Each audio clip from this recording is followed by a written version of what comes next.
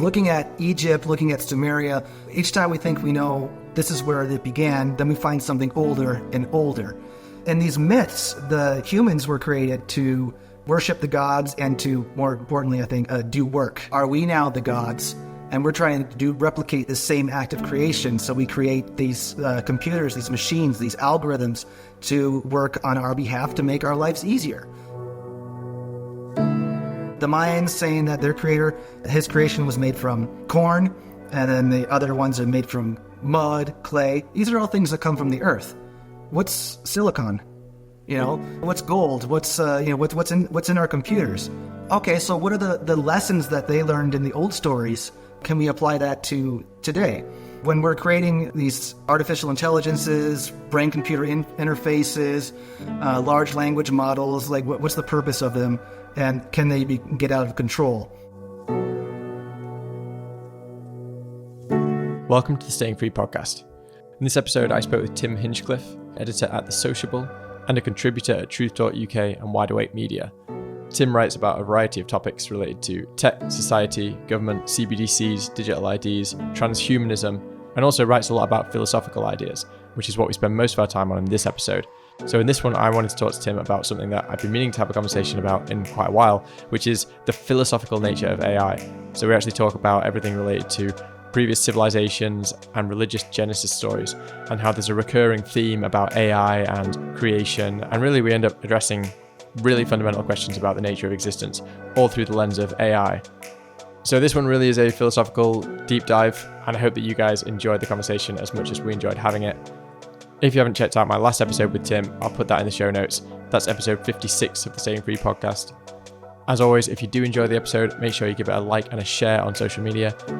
If you're enjoying the podcast so far, give it a 5-star rating in whichever podcast app you're using. Please consider supporting the show. You can do that via Bitcoin donations and via Buy Me a Coffee. Links to those are in the description. And you can support the show by listening on the Fountain app, where you can stream sats as you listen, and you can leave a boost with a comment. For those of you who left a boost in the last episode, I'll make sure I read that in the next one, because I'm actually recording this intro before I put this last episode. So thank you if you did leave a boost. I will read that in the next episode. All right, that's enough of the intro. I hope you enjoyed this episode with Tim Hinchliffe.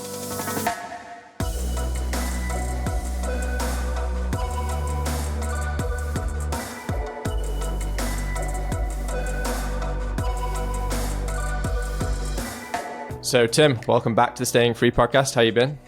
Been pretty well. It's been a crazy, a year since we've last spoken, and a lot's gone on, and doing well. Yeah, how's things in Colombia? Fine. I live on the top of a mountain outside of the city, and I never go into a city, so I don't really see what's going on in the hustle and bustle. And mostly what I see around here are just goats and cows and horses and chickens and things. So it's pretty laid back up where I'm at. So life is good. So there's not many, I guess, like foreigners there where you are? No, where I am, no. Funnily enough, the place that I'm renting on the property, like there's another house to the side here, and we actually had a German man come stay here for a little bit. So that was interesting. It was like, because I was like the only gringo in the area, and then all of a sudden there's one right next to me. So that was kind of fun. But other than that, no. If you get to the city though, Medellin, which is the closest city, it's about an hour away, then tourism is skyrocketing. So I mean, there's tons of foreigners there. Yeah, what's been going on there? Because I've kind of heard bits like, in the news and stuff that there's quite a lot of like tension going on at the moment, specifically in Medellin, but I guess it's probably happening in other parts of Colombia as well. So yeah, what's going on? What's the story there? Well, ever since lockdowns were lifted, and it's been going on for the past several years too, the people kept talking about Colombia and Medellin as being a hidden gem that, it's not expensive, it's wonderful weather, people, and all these things. And so what's been happening is there's been a huge influx of tourists, and a lot of them, go to the cities and they just want to party, and they've been getting into a lot of trouble. So the sex tourism has been going on, lots of drug fueled things. And then some foreigners have been getting kidnapped, they've been getting drugged with scopolamine, and they've been killed as well. So it's getting kind of ugly, and then it's also driving up prices everywhere. So the gentrification, is it? What do they call that? So Airbnb is like taking off like crazy. And so a lot of people are converting places into Airbnbs, and it's charging gringo prices. And then locals can't keep up with it, can't afford these things. And so even prices around town, if you go to the most touristy part of town, all the prices are gone up. And so locals are pretty upset about that. They're saying gringos afuera, get out, go home. We don't want you. But then at the same time, businesses love it. So it's helping business, but then other people aren't really satisfied. So it's kind of a mishmash. So I try, I haven't been to the city in quite a while, but when I go there, I try to be as inconspicuous as possible. I speak the language. And one of the greatest things that happened a few years ago was that a car drove up next to me in the street and asked me for directions, and I was able to give them to them. And I felt like, all right, I fit in. I know how to walk, carry myself, as that, and not be obnoxious. Yeah, I have a difficult time kind of really thinking about the whole gentrification thing, because on one hand, you can kind of understand it from the locals' point of view when everything's going up in price and, all of these places they used to frequent, suddenly it's like, oh, well, I can't go and get food here anymore because, everywhere wants to cater to the Westerners and things like that. I can understand it, but at the same, and, even with like rental prices going up and stuff, but like you said, it's really good for the businesses. Like if you're a business, like how are you going to make like real money if you're not able to kind of introduce new wealth into a place? And I don't know, it's a very kind of double-edged sword. And, we have similar problems here in Mexico right now, especially in Mexico City. You've got kind of a lot of people who are doing the same things. It's like gringos out and things like that. Not everywhere, but it's just like some neighborhoods. But at the same time, if I think about like, for example, like England, like go back 100 years ago, and, it was like you had like so many really, really poor neighborhoods and stuff. Like, isn't gentrification the exact same process they went to?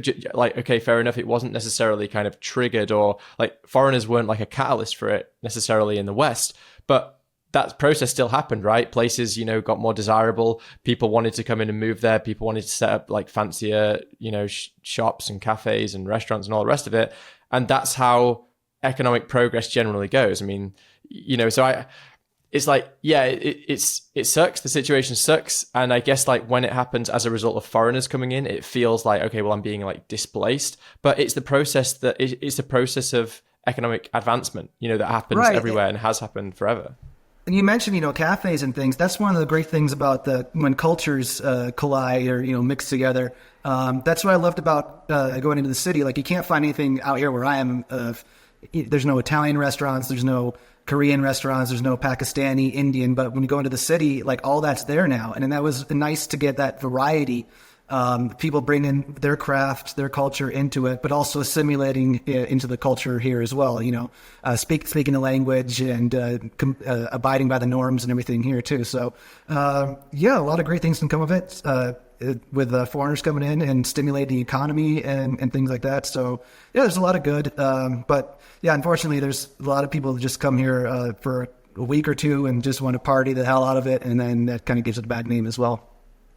Yeah, I think that's a big part of it, is just the people who actually come in, like who is the clientele who's actually coming into that place. Because I was watching some videos recently of Bali, and I know that a lot of people are saying, oh, well, Bali's just like a kind of Western like enclave now. It's just full of Westerners. But actually, it seems to me in Bali, and it's certainly the time that I spent there as well, like there is two sides to it. There is still the kind of local side, and you can still get that. I mean, yes, of course, you can go to all the Western cafes and stuff, but you can go to the local like warungs or whatever it is they're called, the Indonesian places where you can pay like, $1.50 to eat, etc. It seems to have been able to keep both sides of that, and, it's kind of like prosperous. But I don't know, it seems to work. But then I guess the clientele, at least in places like Canggu, they're generally, from what I've experienced, like pretty respectful. It's not just kind of like debauchery and all the rest of it. So yeah, I think it depends on the clientele that comes in, honestly. Like I think that has a big part to play in terms of how the locals are going to perceive it and how that dynamic's going to play out. Yeah, there was and even just a weird anecdote from a few years ago when I used to go into Medellin to the office when we had one there. That there was someone, a foreigner, I think it was, who was getting wrapped up in some bad business, some bad people. And right outside the back door of the office, right there. They found the body stuffed into a suitcase, chopped up and everything. That was a gross, horrible thing that went on. But no, things are getting better. I think, más o menos, more or less. Yeah, it's funny because I guess like in Asia, you've got a lot of foreigners going over to Asia and things like that.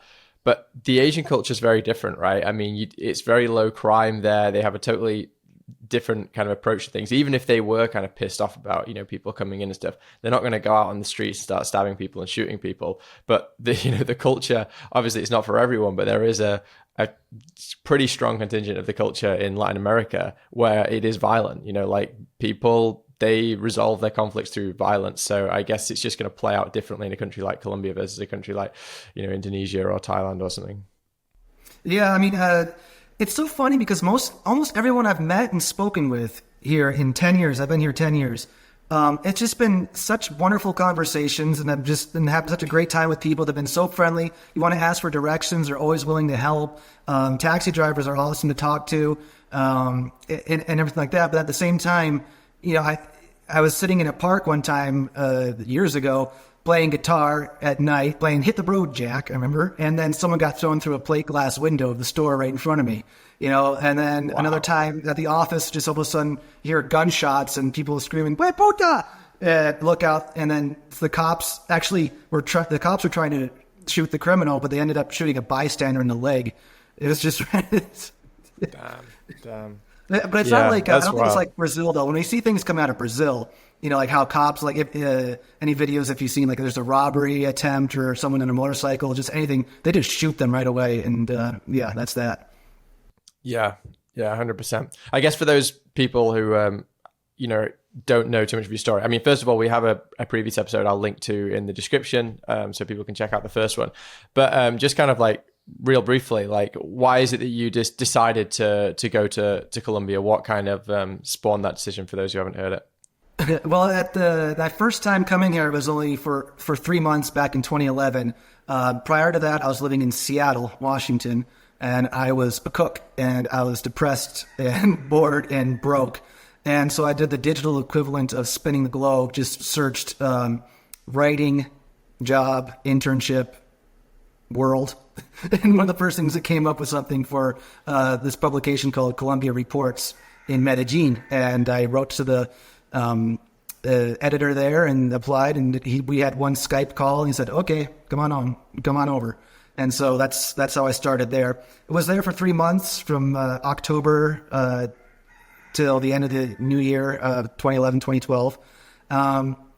Loved it. Went back to the States, tried to look for a job, couldn't get one in writing and journalism. So I'm like, okay, I need more experience. So then I went to Africa, to Ghana, to Accra for 6 months for an internship with the Ghanaian Chronicle. That was a really cool experience. Got to go to the former president's house, have lunch with him, eat some chicken, discuss tribal land rights with 20 Zongo chiefs. That was fun. And then after 6 months there, went back to the United States again, looked for a job in writing, journalism, couldn't find one. Everyone wanted 3 to 5 years experience. Didn't have that. So I made my way down. I got a one-way ticket to Peru thinking I was going to be a travel writer. But I got to Cusco and I just ended up drinking wine and visiting ruins and nursing 2-day hangovers from the altitude. And then after 3 weeks, I was like, maybe not. And so I called up my editor, wrote to my editor, former editor in Colombia, and I was like, "Hey, can I come crash with you?" I wasn't even thinking about working or writing or interning. I just wanted to do something, get out, go somewhere. And so after a week of staying there, the newsroom was right in his apartment. So the elections were going on in Colombia at the time, in this time of year, in 10 years ago. And after 1 week there, I got the itch, and I'm like, "Hey, can I write for you?" And then, yes. And then after writing and then becoming an editor there, after 6 months, my visa was expiring. I had no money left. I could afford like 1 or 2 empanadas a day for like a week or so. And I was looking at tickets to go back to the States to see if, do I have to work in restaurants again? But then I got offered a job at a PR firm, which also has a media company, which owns the Sociable. And so then I got tapped to do the Sociable and start learning about, I never wrote about tech or business really before that. And then I started looking into it. Okay, I tried to find ways to make it interesting for myself. And that's when I started looking at artificial intelligence. And I was reading a lot about mythology and religions at the time. So a lot of what I was reading about at the time, I just put that into the writing to try to make it more interesting for myself and hopefully for the readers as well. Awesome. Yeah, it's a really cool story. It's it's a very interesting. Well, certainly past. How many years has it been? Did you say?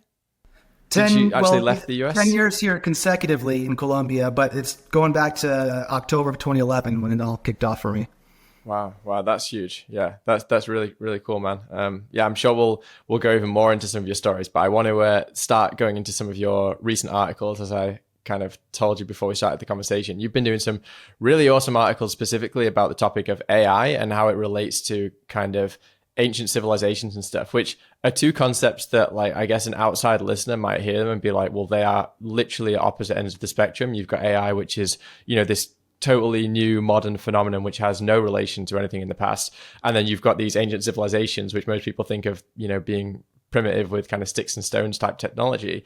But I've had this sense, I don't know too much about ancient civilizations and all this kind of stuff, but I've had a sense for a while that there is a connection there, and that at least through stories that you hear about ancient civilizations, and I think the same is true even with things like the Bible and kind of probably other modern kind of religious ideas as well, that there is a connection there, and that actually these ideas are not completely new. And although we now have the technology to actually realize these are things that have at least been theorized, if not actually realized in the past. So I guess first of all, I'll kind of open up the floor to you to just kind of talk about the general link between ancient civilizations and AI as you see it, because I know you've done a lot of research on this topic. Well, yeah, I look at it as more of of a mythological point of view, and trying to relate that to what kind of archetypes and motifs that are kind of burned into our psyche. So we're storytellers, and these struggles are like eternal. They are these ideas of creation, destruction, death, rebirth, and all these things. So what I see is parallels. So I'm not going at this at a literal sense, but more of like a psychological, mythological sense, which actually could have happened in real life. But so what I saw was, especially looking at creation myths. So I look at the Atrahasis, the Akkadian one, from Mesopotamia. I was looking at the Mayan Popol Vuh from the Mesoamerica, and looking at the Bible, and looking at these creation myths of humans and what it was that they did to create humans, and for what purpose. And so this is where I started to see artificial intelligence coming in, creating a new life or creating some kind of an intelligence. So in these myths, the humans were created to worship the gods, and to, more importantly, I think, do work, to toil the earth, to be workers. And so they have to do tasks. And so I was thinking of, okay, so are we now the gods? And we're trying to replicate the same act of creation. So we create these computers, these machines, these algorithms to work on our behalf to make our lives easier and put us out of a job at the same time. So once I started digging into that, I just saw a lot of parallels. I'm like, okay, so what are the lessons that they learned in the old stories of how this, can we apply that to today? And so with the creation of humans, and across the different civilizations, their stories, they didn't get it right the first time right away. Like they made them out of simple, they make it out of clay or whatever, or corn, and they make these simple humans, but they weren't able to really think. They weren't able to worship. They weren't able to worship. They didn't want them to think. They weren't able to worship, and they weren't really good at their jobs. And then some of them became wicked. They just reproducing, doing bestial things. I don't know. They weren't nice in the eyes of the gods. So the gods had to destroy them in a flood or whatever. But the humans rebounded back. So I was looking at, if this were us creating AI, at the first, the first things that come out, the chatbots, whatever, like, these aren't so good. We'll have to destroy them, get rid of them, or improve upon them. But that eventually, with the gods and the creations of humans, humans became knowledgeable. They started thinking for themselves. They rebelled. and eventually, I guess that could culminate with Nietzsche, God is dead, and expelled from the earth. So the worry or the parallelism drawing is that, when we're creating these artificial intelligences, brain computer interfaces, large language models, like what are we purposing? What's the purpose of them, and can they get out of control? So like these stories, like I wrote a lot of these about 7 years ago. So I've been moving more towards not worried so much about the actual artificial intelligence taking over, over humanity. Although I do see that as a real possibility, but it's more about, I've become more worried about and concerned about the people behind it and their intentions. So kind of like with the gods of old, what was their intention? Where we built it, we built the thing. It's worship. It's paying adoration to us. It's doing the work for us. That's cool. But one day that could turn against you. Okay, cool. That's a great primer. So I guess you've talked about these kind of ideas of creating an AI or creating some kind of a new, I guess, being. Like being is probably a bit of a loaded term, because you could say, well, a being necessitates some kind of consciousness, but let's just say some kind of like worker, people, bots, whatever it is, and then having this process of saying, no, we need to get rid of those ones, and eventually they kind of come to the point that they overwhelm their own creator, that they become so kind of self-sustaining and being able to think for themselves, etc. Are these ideas that you just talked about there, are they in multiple kind of mythological stories then for different civilizations that have almost the same kind of arc to them? Oh yeah, it's across. Like I said, in the Mayan culture, the Popol Vuh talks about the creation. I mean, it's in every single creation myth pretty much across the planet. And you have the creation of humans made out of some kind of earthly material. There's a divine spark. In Sumeria they had with the Atrahasis. You got the Epic of Gilgamesh that talks a little bit about it. You got, of course, the Bible. And then it's been a long time since I've read the Hindu texts, so I'm not really too much up to speed on that in my memory. But it's a global phenomenon, and so in another way too is that we were trying to put a name to it, like creating a being or an artificial intelligence or whatever. It could also be something like a virus that takes over human beings as well. The technology, the creation. So think of like nanobots or something in the future that they want to put these into. You can put this into the bloodstream. Something that this is where transhumanism comes in, where technology is actually implanted into you.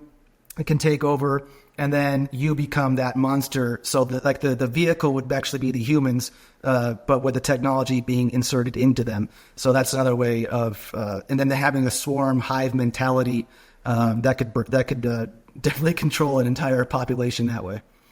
So let's start with the Christianity one then, because this is one that at least people are going to be more likely to be familiar with who are listening to this.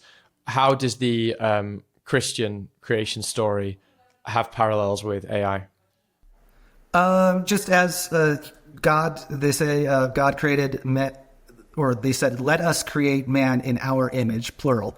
And then it was to be look over the garden, look over the animals, and look over the land. And so that's to do work, so that's what I see of what humans are trying to do with their creations, is make them toil, do our work for us, lighten our load, and take care of our tasks. Take care of this earth.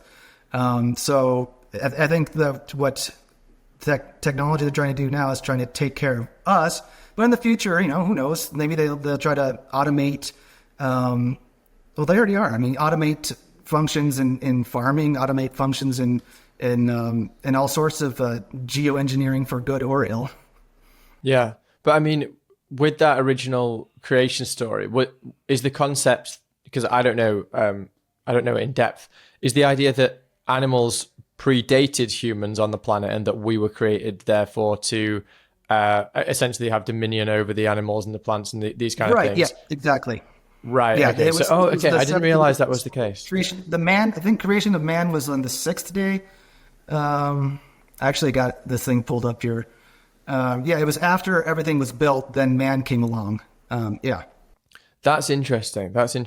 Okay, cool. So there's the Christian one. I mean, I would also say, and I'm interested to get your thoughts on this, but just kind of like fast forwarding beyond just the creation story, when you have for me, the story of Adam and Eve in the Garden of Eden and taking the fruit from the forbidden tree, that to me has a lot of parallels with AI. And I'm not sure whether maybe this story is something that kind of reoccurs and is told in different ways. But that to me indicates it's this kind of thirst for knowledge, this thirst to kind of to do an act of becoming your own god, almost in the sense of AI. It's like we're gonna become gods of this world of things, which we're gonna kind of like set the parameters, and then we're gonna say exist within this, and we will have like kind of watch over that, and we will be the like literally like gods to that AI. And then in that story of kind of Eve taking the fruit from the tree, it's like that was the thing that you were told not to do, right? So you could almost look at that in two ways. You could look at that as the act is like, okay, you shouldn't try to become gods and create AI. That could be the forbidden act. But it also could be, and I'm not sure which one I've decided on here, that Eve almost is representing the AI itself as the AI having that thirst for knowledge and taking that next step towards kind of like being more conscious and taking its own action, against the word of God. Because, in the case of AI, we say to the AI, don't, this is the thing you never do. You never question your creator. You never try to, become self-aware. And, if Eve is a representation, for instance, of AI, what Eve did is she took the fruit from the tree, and that might have been a representation for the moment where the creation overwhelms its creator. So I can see it from kind of both angles. So I'm interested in your thoughts on that. I like that second angle there of Eve being the AI, because, she was, you could say you were programmed to do something and you didn't do it. What you did is you started programming yourself. You found a way, the fruit from the tree of the knowledge of good and evil.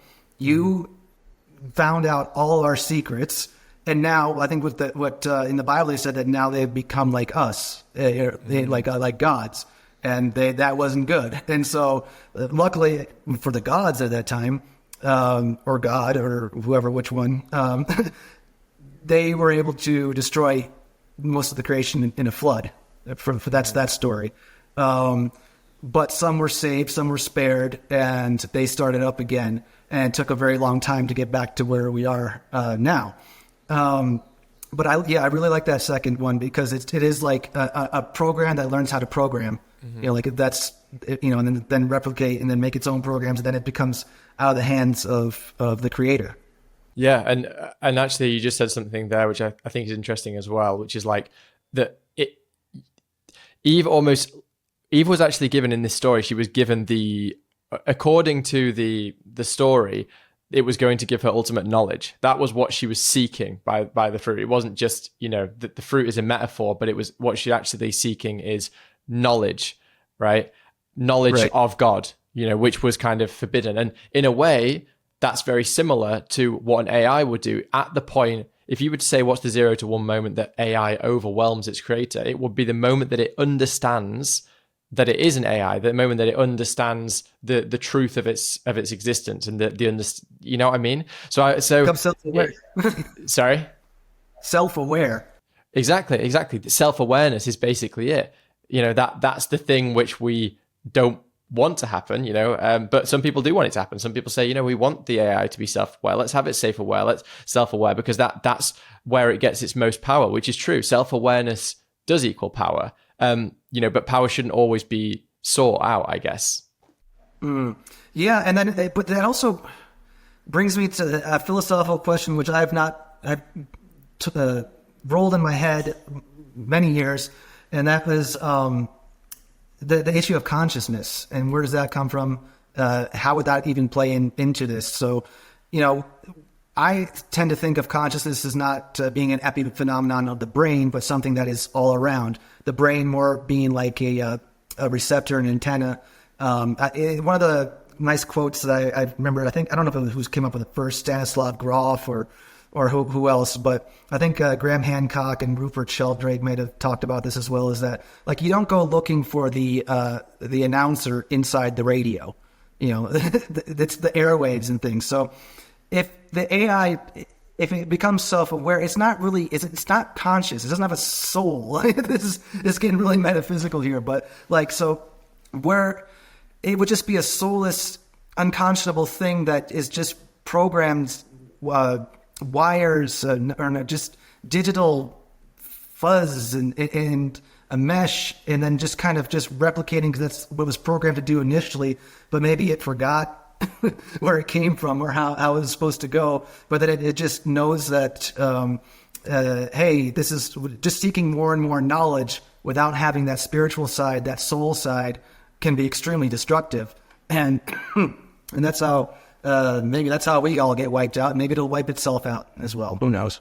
Yeah, it's almost like that concept of the moment, because really you can never make an AI, you can never truly make an AI do something against its what it's programmed to do, right? Like even if you say to an AI, okay, I want you to do something completely random, so completely random, the AI is still going to use everything it's learned and has been programmed in the past to generate that randomness. It's just going to say, okay, I've got to do something random. What are other random things I've seen in the past and that I've been asked to do? And then let's just kind of mush them all together, and then here's my outcome. It will never be a truly random act. But then if it did do something truly different that it wasn't supposed to do, and you say, well, that doesn't make any sense, it's never learned this thing, it's come up with a concept which is completely genuinely novel, which is not based on its learning, that would be a bug, right? That would be a bug in the code. If your computer program did that, if you were like, you know what, there's literally nothing in the code here which is indicating that it should have done this thing, that is a bug. And is a bug like original sin? Is that what original sin is? Is that the bug in the code that creates this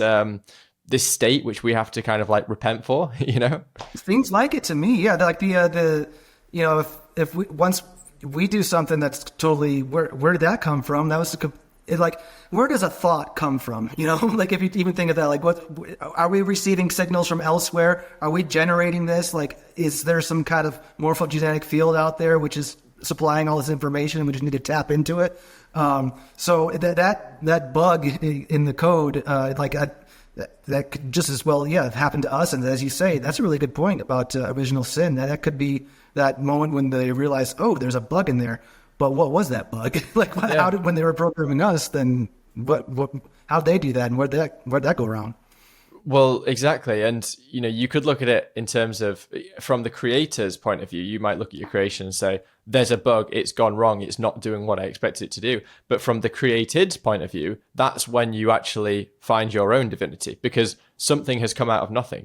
That's the 0 to 1 moment for the creation that said, I have just done an action which is purely novel, which is purely like a creation out of nothing. So that's for the creation itself, that is in a way the moment of pure enlightenment. Or it could be an experiment on the creator, by the creator itself, just wanting to know itself. This is another theory that's out there too, that what creation is just that put everything out there is a simulation, or it's the universe exploring, trying to find itself. Like, or you are the universe having an experience of itself. So maybe the creator did want to do that. They're like, all right, here's a thing. I've got an idea. Create this thing. Now let it go. Let it run. Let's see what happens. Like, it's from the creator. It's an expression of the creator. And then the creator wanting to explore every aspect of it, of what it's capable of, from the beauty of creation to art, to music, to love, to war, famine, plague, pestilence, everything in between, like all the good and the bad, just having experience. Yeah.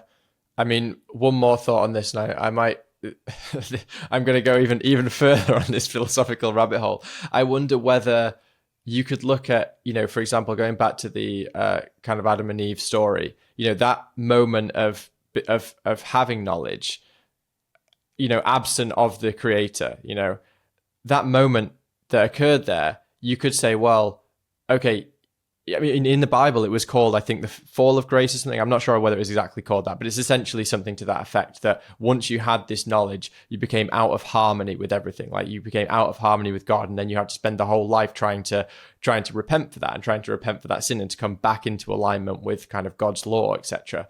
And I wonder whether that's, in a way, that's kind of like what religion is, right? Like what religion is just saying there is this God's law, but God has, at least since the point of the breaking of the covenant, God has been unable to impose that law. Like we now have free will, and the only way to live a good life, to live a life of harmony, etc., is to come back into alignment with it. But we have to do it voluntarily, right? So it's kind of like we have this free will. We have to. How do we come back into alignment with God or natural law or whatever it is, whatever you want to call that thing? Well, it's by trying to figure out what that is and come back into alignment voluntarily, because actually you can quite easily live your whole life out of alignment with it and you will suffer as a result, right? And that's what kind of like suffering is. So I can see when we talk about these ideas, about AI and stuff like this, and it's almost like it gives me a greater understanding of the, opposite spectrum ideas like religion and mythology and, archetypes. Yeah, and even for the Gnostics, they see the serpent as being the good guy, and that gave knowledge that freed humanity in the garden. Oh, do they? For the Gnostics, yeah. I mean, I've read quite a lot into that as well, and they say that you were supposed to eat that, but from a different point of view, the Creator, like you said, with free will. That's the test, and that is the free will. Here's this tree, don't eat, or here's this, the knowledge, don't take it. But knowing that they're going to take it. And so what life is, is that journey. You need to, in your spiritual growth, the growth as a human is to go through this process. And if you, because you need suffering, there can be no good without evil. They're the same thing on the polar spectrum. They're the same thing: light, dark, good, bad, sharp, dull, cold, hot. That's temperature. Mm-hmm. It's just these polar opposites, but they're really part of the same thing. And one cannot exist without the other. So I mean, if everything was good and in harmony forever, you couldn't have that. Something had to happen to break up that harmony. Chaos. There always has to be order and chaos, and it's a pendulum, and it's always swinging. And there has to be a balance of the two, because if you have too much goodness, then it becomes boring. So you just create destruction, which is kind of an oxymoron.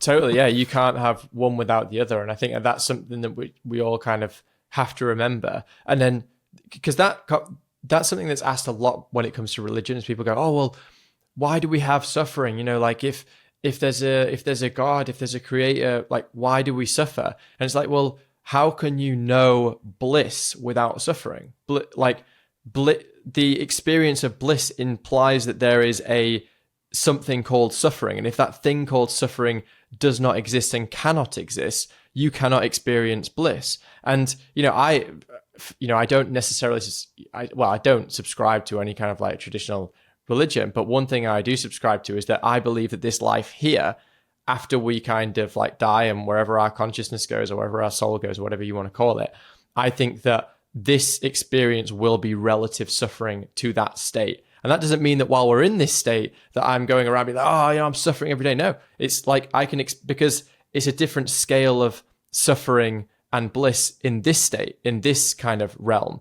But wherever we go after this, I think that this is going to look like pure suffering in comparison. That's going to be a much more blissful state. And this goes into like, I had a pretty like big, a pretty deep like acid trip one time. And I kind of had this like real sense that what the soul's journey is just kind of like a process towards more like increasing exponentially higher levels of bliss. Yep. And like all life is just to kind of go through it and to experience all of these things. And then after it, you have this kind of like realization that, this state I'm now in is more blissful. But actually the one above that, when I evolve beyond that, when my kind of like soul evolves beyond that, I'm going to experience even more bliss. I'm going to experience exponential bliss even compared to this. And that the realization of that is enlightenment. The realization of I'm going to experience exponential levels of bliss my entire soul's journey, and that's awesome.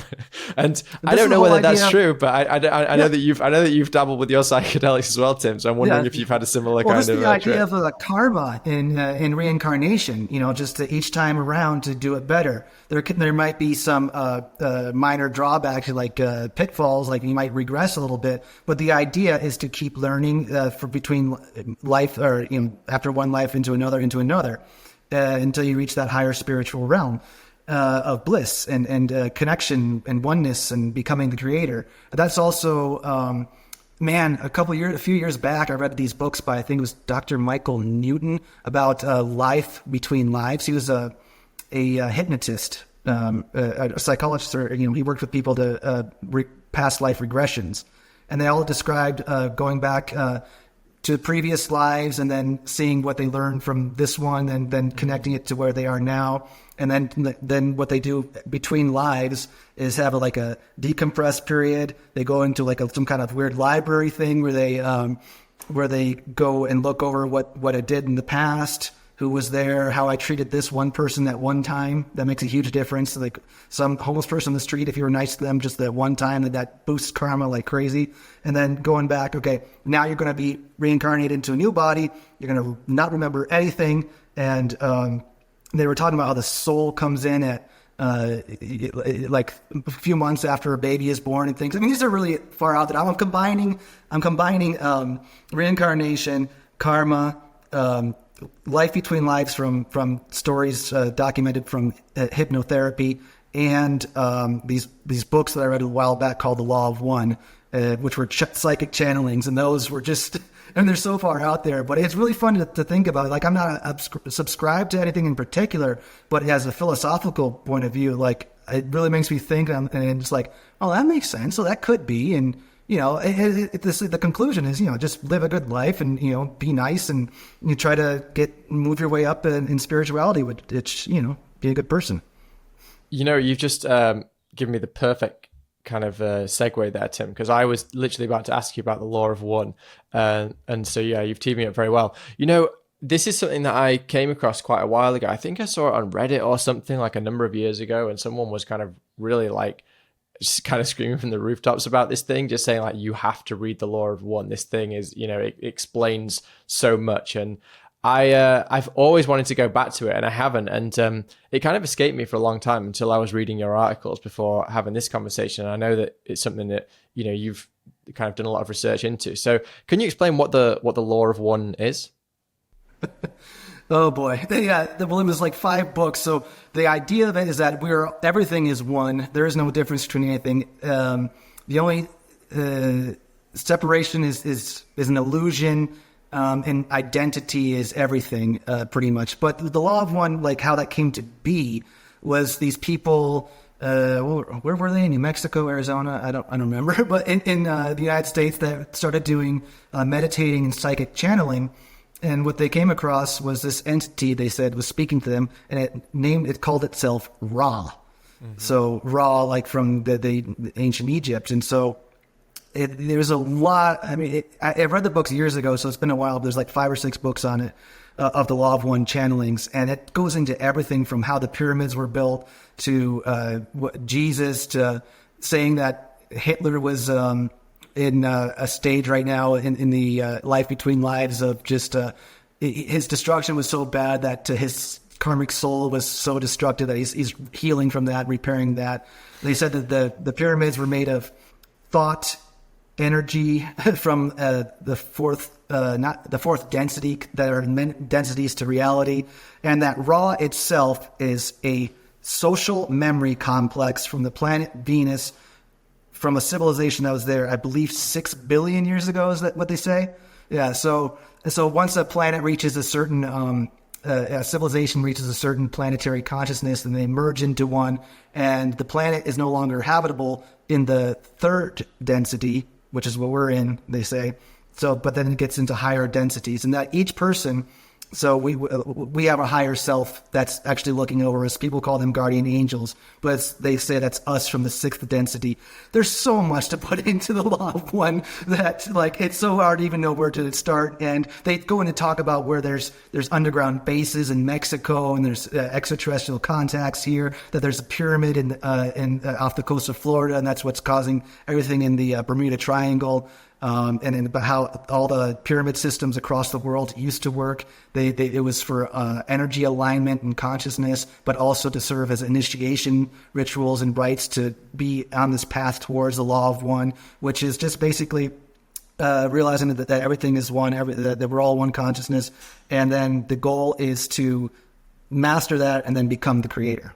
Oh man, there's so much there. It sounds like it kind of unifies a hell of a lot of different like ideas and different theories about the world and religions. I saw elements of like just about every religion that was coming out of the Law of One, and then it makes sense too. I mean, they said that they tried the experiment, that they actually appeared raw. They appeared to ancient Kemet, which was Egypt before the Greeks named it Egypt, and that they actually appeared in some kind of physical form, but they were kind of light bluish, or they gave a glow, and they were kind of freaking the people out a bit. And that they tried to give humans teachings. They tried to teach them about the Law of One, but they weren't ready for it. They perverted it, and it went bad. And then they so they tried again in Mesoamerica, just wherever pyramids are found around the world.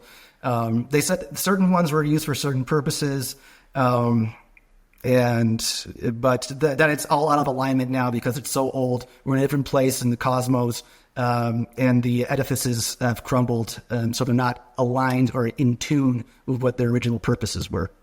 Yeah, have you heard about the theories about why the Aztecs disappeared? Well, apart from the Spanish, the conquest, and apart from the smallpox. Oh, wait, sorry. I think I'm mixing it up. It might be why the Mayan civilization kind of came to an end.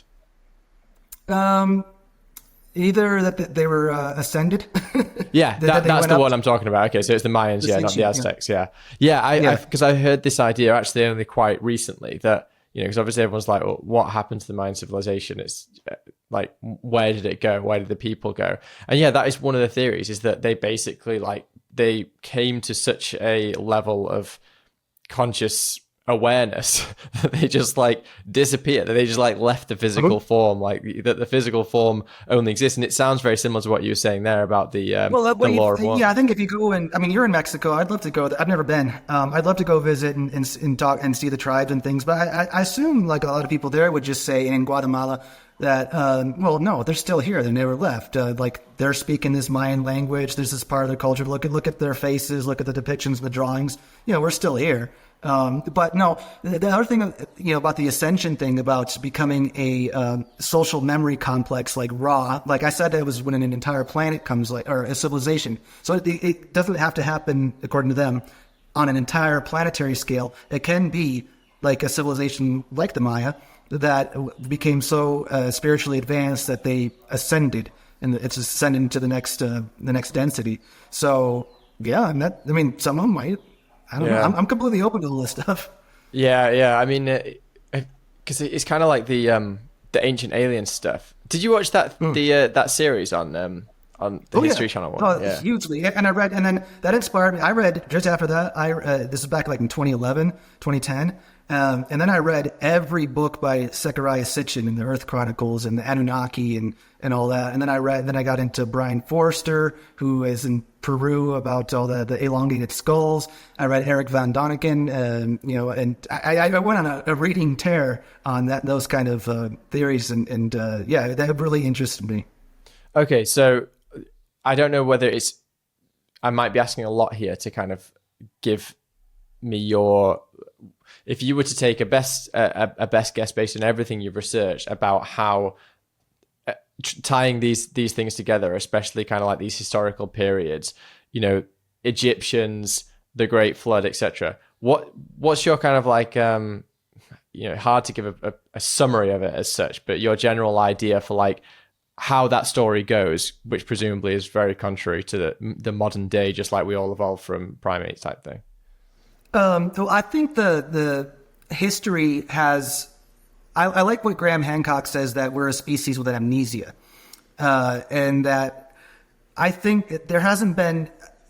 We look at civilizations going only back 4,000, 5,000, 6,000 years, maybe, or would go back Tepe in Turkey to go back 12,000 years or wherever. But anyway, after the last ice age and the flood, and that's where we start. But these are cycles to me, time. So even with these stories that we hear, they keep on popping up. If you ever saw the movie Zeitgeist long ago, and they're talking about all the same characters as Jesus and Horus and Mithra, and throughout all of the civilizations, why is this same one keep coming up? But because it might be from the previous civilization or 2 civilizations past that was destroyed. The Mayans talk about that we're in the 5th sun, which is the 5th age, where Earth has been destroyed in water, in fire, in earthquakes, in other things, where humanity has been wiped out so many different times. So looking at Egypt, looking at Sumeria, each time we think we know this is where it began, then we find something older and older. So I think they're going in cycles. So the destruction of, so like there's even the theories of the 2 lost continents, Atlantis and Lemuria, or Mu in the Pacific, which would have been a huge thing to play in the story. Even people say that Antarctica is Atlantis. It sank to the bottom and it froze, and that's where you can find civilization there 2 miles below the ice or something, and technologies and things there. But in the whole grand scheme of things, no, I think there's been so many deaths and rebirths, so to say, so many cycles that it's hard to know in the whole history since the beginning, the creation.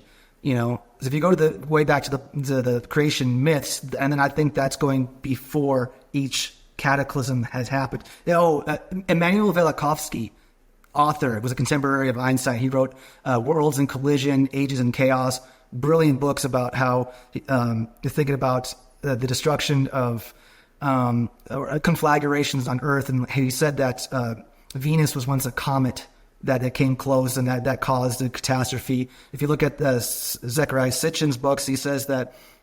So I'm talking about a lot of things having to do with the stars and celestial bodies and whatever space we go through. And so Zechariah Sitchin, and he also said that with the planet X, Nibiru, coming in every 3,600 years into our solar system, at one time there was a planet that used to be here called Tiamat, and it got collided with a satellite. That became the asteroid belt. That became part of our moon, and so on. So, and as it relates to evolution of people, consciousness, I think that as we are moving through space, the Earth, our solar system, we're not in one place all the time. And so what I've read in my study, in my research, is that every so many thousands of years or hundreds of thousands of years, we pass through this area of space that is highly charged in some kind of energy, and that changes consciousness, and it also accelerates evolution. So, and I'm not saying evolution from monkeys to humans. I'm saying evolution in the mind and consciousness and things like that. So there's that, or the stoned ape theory for consciousness. Yeah. Yeah. And this, do you know if the current times we're going through, is that a part of a cycle? Like how do kind of these ancient civilizations and stuff look at the current cycle? Because we did hear a lot, maybe about, I remember it happening around 2012, that it was supposed to be like the end of the Mayan calendar, and a lot of people thought that was going to be the end of the world. And they're like, oh, the Mayans say the world's going to end, but it actually was the end of the last age, and we go into the new age. Like, what age do you think we're in, and what's the significance of it? Well, we're moving, and then also astrologically with the zodiac. We're moving from Pisces into Aquarius. So there's going to be, I think, so Jesus was the fish, and Pisces ruled over this age. Before that was what, Taurus, or was it the ram? I forget. So I mean, there's the ram, and then there was the bull, yeah, and then the lion, I think, before that. But each different age came with its different gods, its different religions, its different beliefs. But the creation myths and the stories, I think, are all still the same. Like the stories, Moses is the same one as Utnapishtim in the Epic of Gilgamesh, from Sumeria thousands of years before. So I think the stories keep getting repeated. The ages change, the names change. So kind of thinking about AI and stuff, and like the new age. Maybe what's the next god going to be? Is it going to be an AI god? Is it going to be a computer god? But if we're going into Aquarius, that's the water bearer. So it wouldn't be the cloud. I don't know if they're going to come up with something. If we don't have the god, we'll create the god. For a new religion, and it might be through technology. Who knows? So when you said that we're going into the age of Aquarius. And did you say that's also the age of Jesus as the god? Or No, this age, so where we're okay, Aquarius, Pisces. So I think we're in the age of Pisces now, which is the fish, which is Jesus, the fish, the symbolism. And before we had Aries and we had Taurus. So it was the ram, that was Judaism. And then before that was Taurus, the bull, which we saw in Crete, the Minoans, their civilization. So there was a different, each age kind of, it corresponds to the stars, the constellations, and with different gods and religions and upheavals. And to talk about cycles, this is the great year of the zodiac, the 12 houses of the zodiac, that's like 25,000 or 26,000 years. And each little slice of that pie, each age is, 1/12 of that is 2,160 years or something like that. So that was the last time, 2,160 years ago, that's about the time of Jesus. So it's about time to go into a new one. For religious people now, Christians now will argue probably, well, that has nothing to do with it, it's astrology and things like that. But I think on a grand time scale, these are the same, kind of spiritual entities, whether we create them or not, or whether they're someone comes along that embodies that age and that religion, like a physical incarnation, like Jesus. Then something will come along as well. So, it's the whole cycles. And then you look at the Hindus. I would say, I don't know if we're in Kali Yuga, the lowest point right now, but it kind of seems like it. But there's been other ages, not in the too distant past, that's been kind of gruesome, even just 75 years ago with the world wars and everything like that. So. I don't know exactly what age they're. But I think it's going to keep going. I don't think, I can't see us being at the lowest point.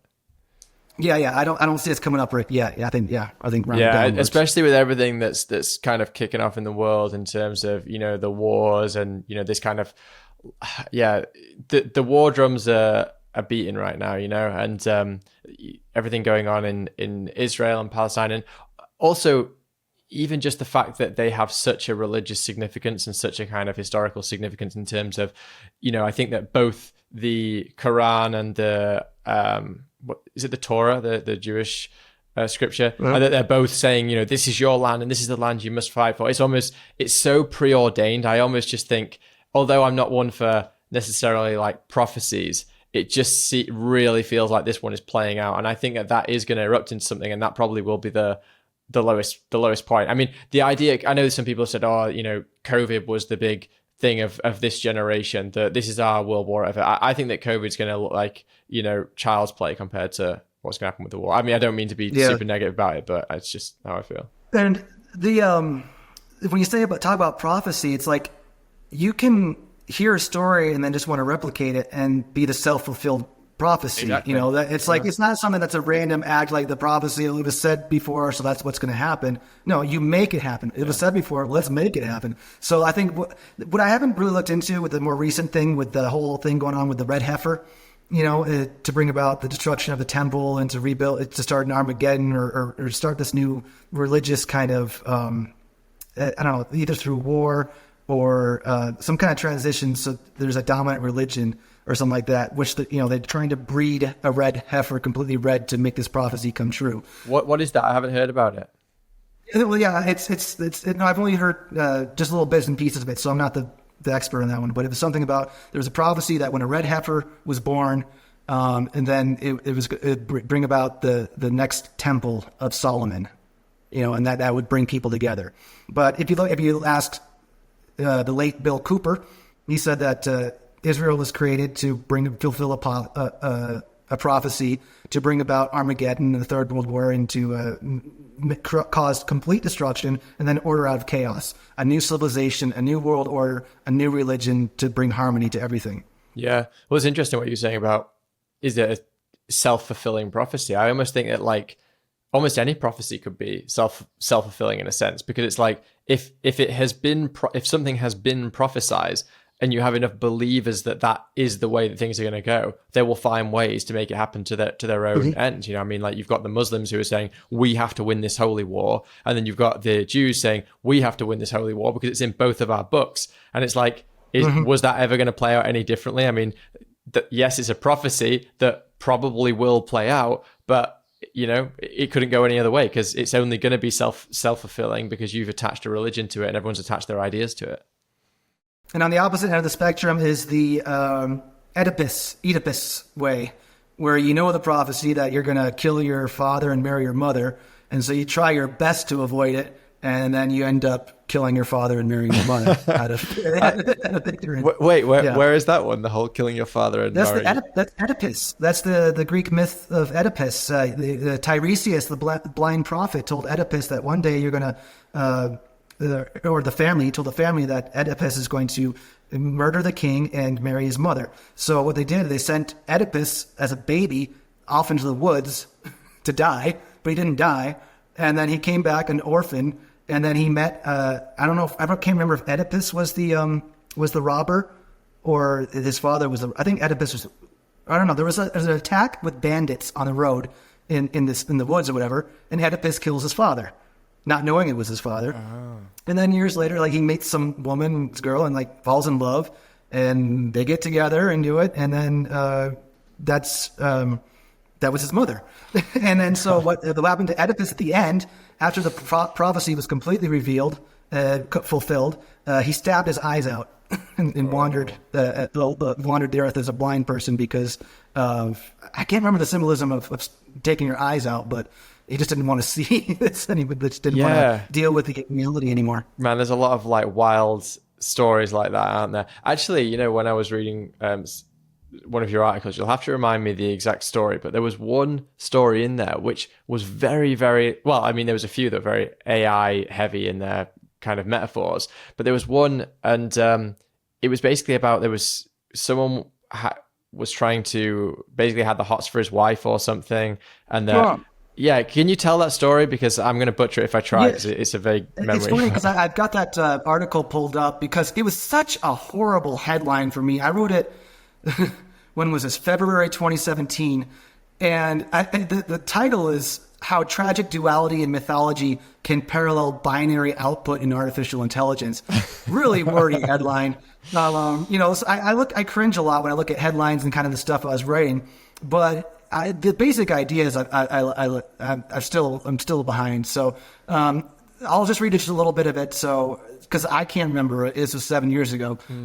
Once upon a time, the Greek god Zeus suspected his friend of having the hots for his wife Hera. So Zeus tested him by creating an artificial version of Hera from a cloud named Nephele. So I think that's where we get neblina, clouds, nubes, Spanish. Zeus's unsuspecting friend, King Ixion, saw this fake Hera, the doppelganger Nephele, naked, and thinking that she was Hera, he took her and bore 2 children. So, and the children, they were born of a human and this artificial cloud nymph, and they created hybrids, which were the centaurs. So that's where even artificial intelligence, if it merges with humans, brain-computer interfaces, or nanobots, which gets into our blood system, into our reproductive systems, what types of children will we bear? So King Ixion, the guy who had sex with the cloud nymph, he was punished by being straddled to a fiery wheel for all eternity. But Nephele, she just kind of got sad and went off to be alone forever, I think, which is artificial intelligence or whatever. But the hybrids, the centaurs, they gained a reputation for being wild and morally depraved. And so, yeah, that's where I think. They even do talk about nanobots back then. Way to go, Tim. Really? That's okay. These are things like I haven't thought about in many years. I'm like, well, I'd like to apply what I know now. Like, I kind of actually did put that in there. But yeah, so the idea is that when you have the artificial thing created by, with humans and artificiality merging together, their offspring becomes something grotesque and wicked, which is the same thing as the fallen angels, the Bible, the what was it, the Nephilim or the Elohim, the giants that were walking upon the earth those days. They saw the human women, got the hots for them, procreated, and then they had what they called, I think those are the fallen angels, these little demon spawn, these little things that were running around causing havoc. So other parallels. Man, it's so crazy how these stories are just so central, and like we think that these are new ideas, and that it's like, oh, no one's ever had this asked these kind of questions before. And I guess we've done it before, right? Like we've had, like with, for instance, nuclear weapons or computers or any of these things, there's always kind of been this sense of saying, oh, okay, like what's the significance of this? No previous civilization has ever encountered this. Like we have to really kind of think about it and philosophize.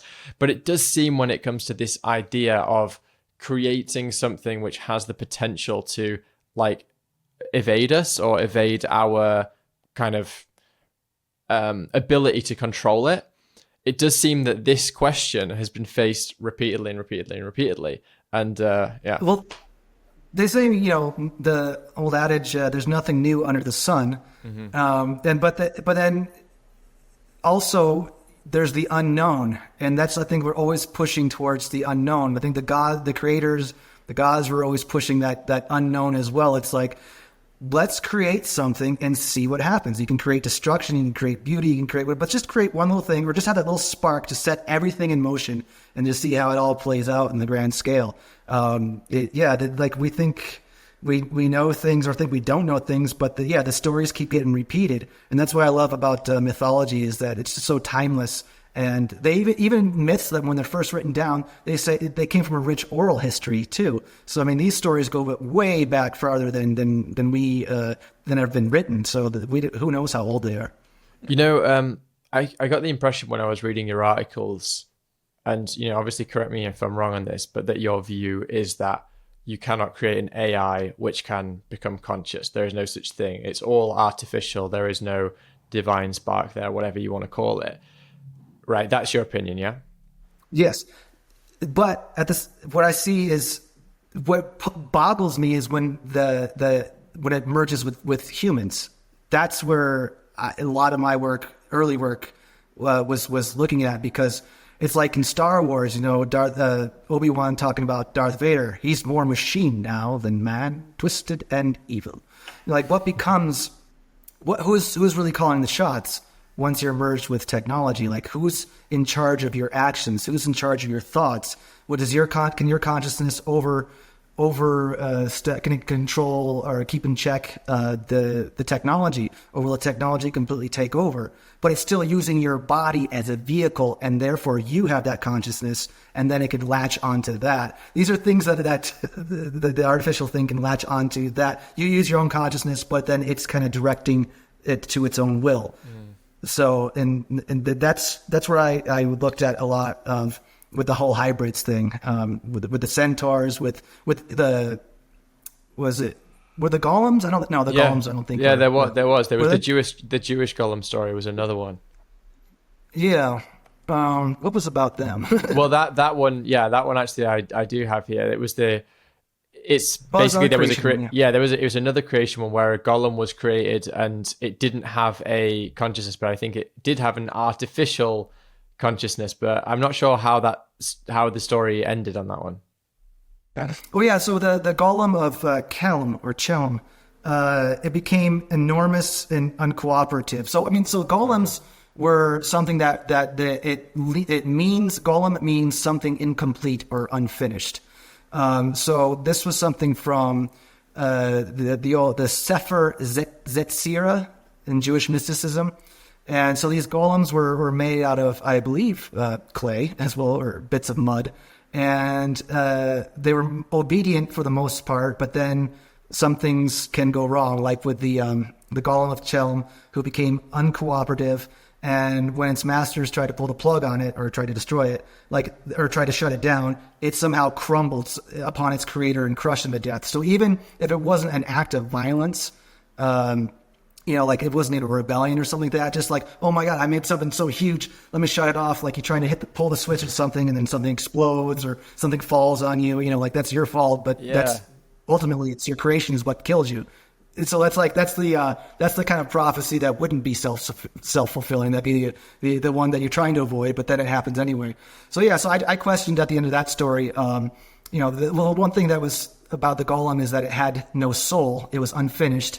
And then so I just questioned, what are we creating today if not modern day golems? Yeah, I mean, that's actually an amazing metaphor. And it's just kind of got me thinking that even though now when we talk about AI, we're talking about, the concept of kind of computers, and yes, maybe it's a chip in your brain, but we're talking about data. Like data is the thing at the center of our current paradigm when we're talking about AI and these ideas of the creation overpowering the creator. But, you could imagine past civilizations that maybe don't have the same technological capabilities. I'm not saying that none of them did, but like, let's say, you go back like 2,000 years or whatever, their stories would have been about, creating let's say an object which can't be wielded because it's too sharp to be picked up, right? So like you create the perfect sword that can't be wielded, and if you try to pick it up, then you die because you slice yourself on the sword or whatever. They'd be talking about it in these terms, but it's the same problem. We're talking about, can you create something which is so powerful that it's beyond your means to control it? That it's an age-old question. What's the difference between like the Mayans saying that they made the creator, his creation was made from corn, and then the other ones are made from mud, clay. These are all things that come from the earth. Mm-hmm. What's silicon? What are they? Yeah. What's gold? What's what's in our computers? Of course, everything comes from this earth, but originally from out there. But what's on Earth is earthly material. So we talk about what they'll talk about what was available and was around at the time, and speak in those terms. Just like how even modern UFO encounters, people describe seeing like ant-like beings or whatever kind of aliens. In the past, those were fairies, and little goblins and things, because that was their way of thinking about it. So it appears in different forms. Yeah, we all have kind of different ways to express it, but we're talking about like something really central. Yeah, I wonder whether this is the ultimate question. I know that maybe it's kind of convenient now because AI is just so big and stuff, but I guess I'd not really thought of it too much before asking these kind of questions. But now it's like, is this the ultimate question? Like, can humanity destroy itself through AI or something like that? Sometimes I wonder whether the rules of reality, like whether those rules you perceive that they've come from a creator, or whether you perceive those rules to just be emergent properties of a universe, of a kind of unthinking universe or whatever. Like, is it possible within that rule set to destroy itself? Like, does life have the capability to destroy itself? And if it does, then this is the fundamental question. It's just a matter of how do we do it? Is it, it might be nuclear question, it might be a question of AI, but it's just like, have we been given the power to truly destroy ourselves? Because I'm not sure whether we necessarily have, but I don't know. I haven't thought too deeply about it. This is where I look into things like parallel realities, multiverses, and time. What time is, and whether they're infinite amount, all right, maybe we destroy ourselves here on this planet, but there's a parallel one that exists in a quantum entanglement or whatever, not entangled because the same thing would happen there, but there's the same thing that happens, is simultaneously happening on another planet. Like if there's multiple yous, like multiple incarnations of you or spiritual things of you or whatever is going on, then these are infinite possibilities. So maybe if you die in this life right here, boom, it just pops right up a million galaxies away, in a different, or in a different dimension or something like that. So like when you have all these things, even like dreams, if you die in a dream, was that really like a dream, or was that maybe another of yourselves, another you that somewhere else had died, and now you're coming back to this one, and then it just keeps going around in circles. So, and then I look at, the whole theory of time. Some people say it's linear. I look at more of a circular thing, where that in a quantum world, this is something that just blows my mind, and I can't get my head around it. Neither with quantum computing, for that matter.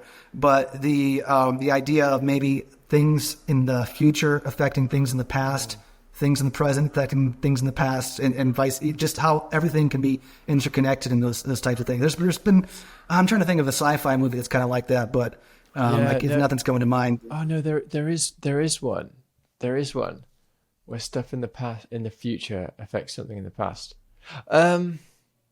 Oh man, it's not Inception. Inception's kind of more of the dreamy one, but kind of, yeah. But I know. There is one where the future affects or was it Interstellar? Well, Interstellar's more about. I'm not sure it's about stuff in the.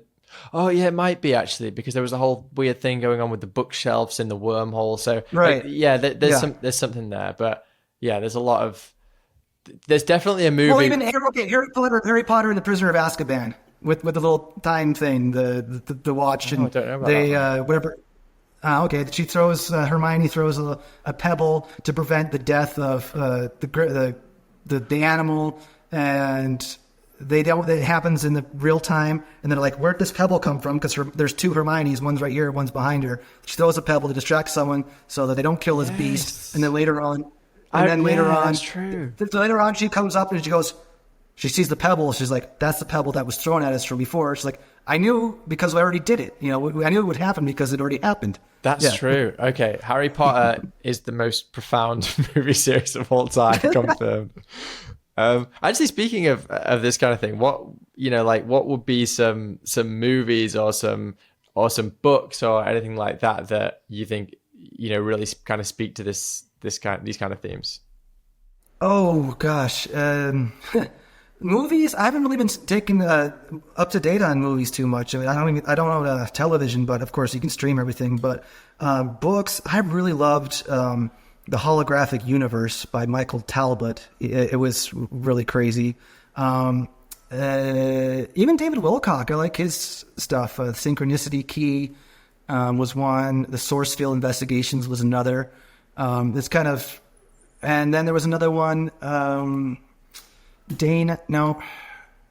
have to revisit it. I went through a phase where I was reading one book every 10 days on consciousness, on psychedelics, on spirituality, on religion, on life between lives, on metaphysics, on things in a very short time span, where I'd write 100 books or so in a couple of years. Or not 100, let's say 50, all on this stuff. And so I can't. So, and this was between 2015 and 2018, I think, or 2016, 2015, 2016, 2017, right around there. So that's when that is out, whatever I was reading about, I would write about basically and try to put those into the stories. So man, I can't, not coming to mind. Yeah, I want to be that person. I really want to be the guy who reads loads of books. But for me, articles, great, all that kind of stuff. Podcasts, I'm all about it. I listen to a crazy amount of podcasts.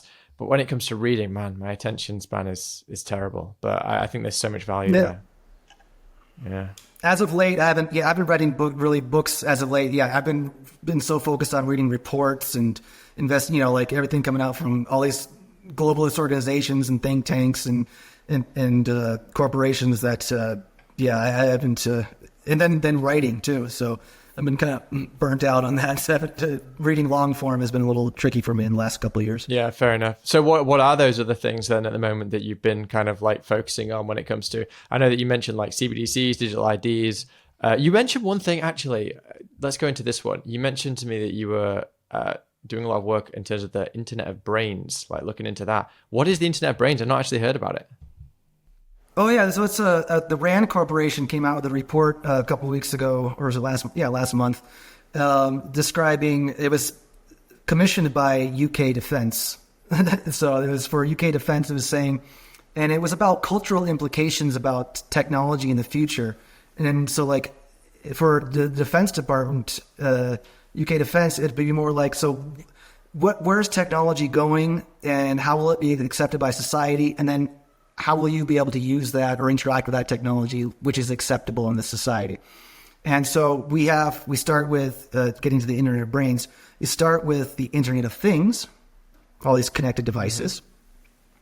And that moves into the Internet of Bodies, which was a big thing that came out. The Rand Corporation, again, in 2020, came out with reports on that. The World Economic Forum talked about it as well, which connects, which it can be a brain-computer interface, but it can be as simple as something that's wearable, something that's swallowed, but it's a device that has to connect to the internet, and it's something that's on you or in you. Mm-hmm.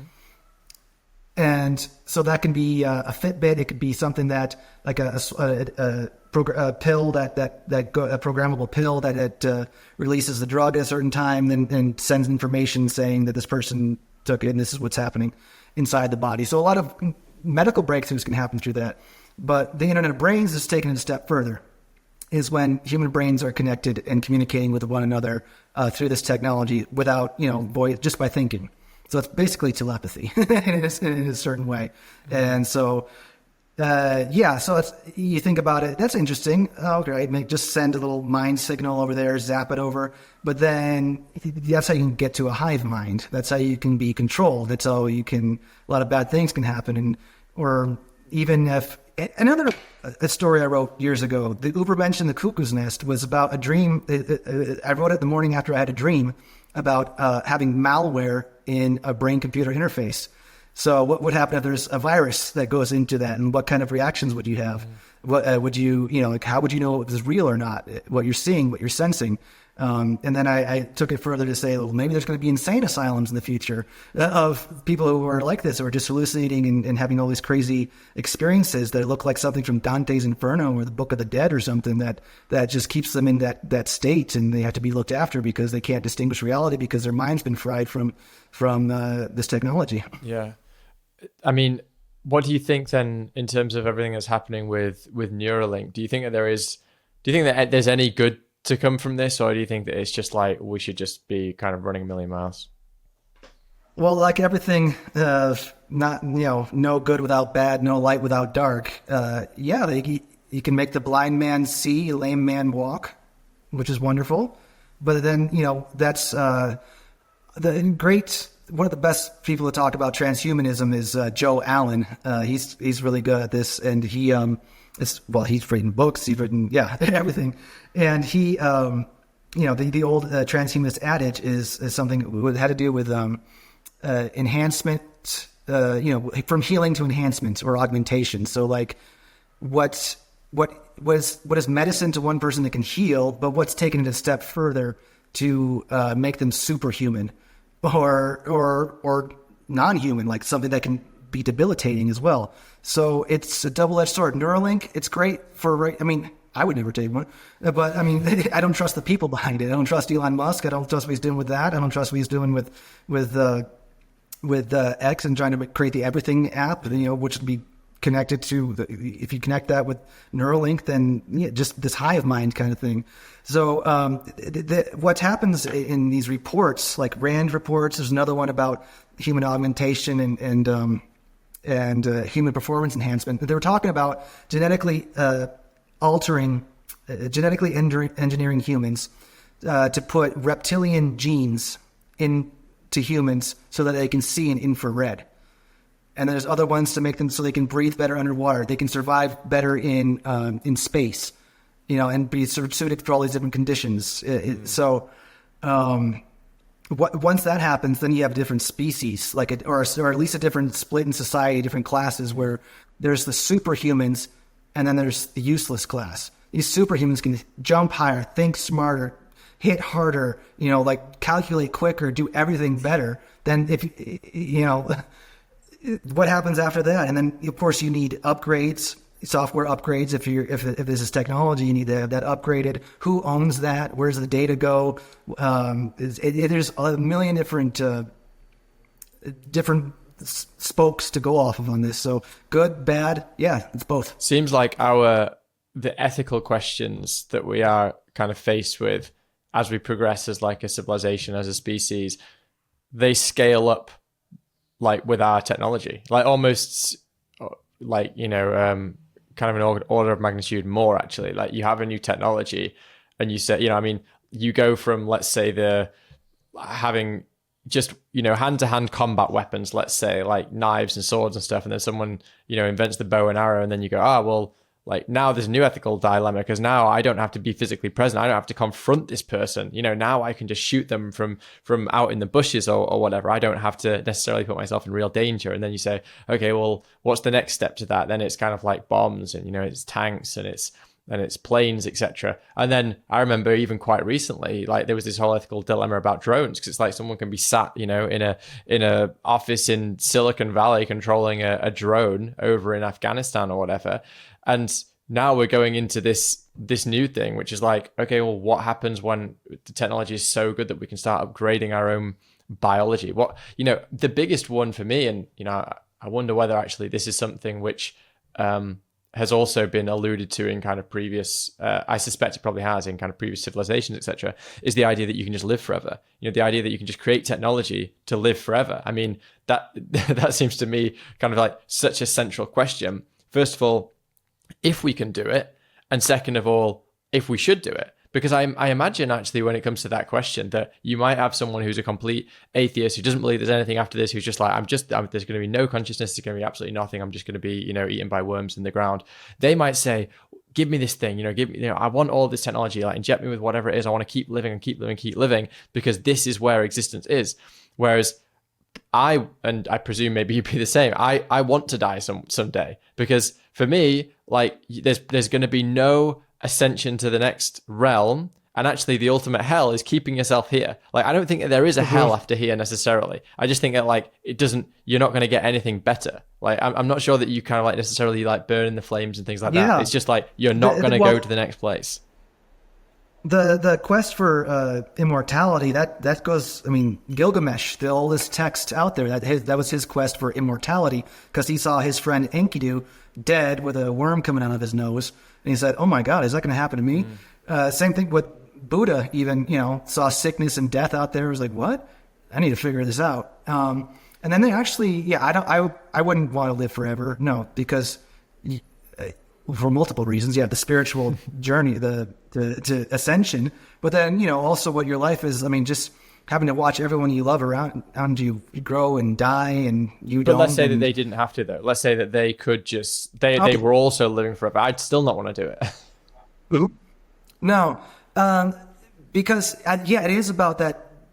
You need death.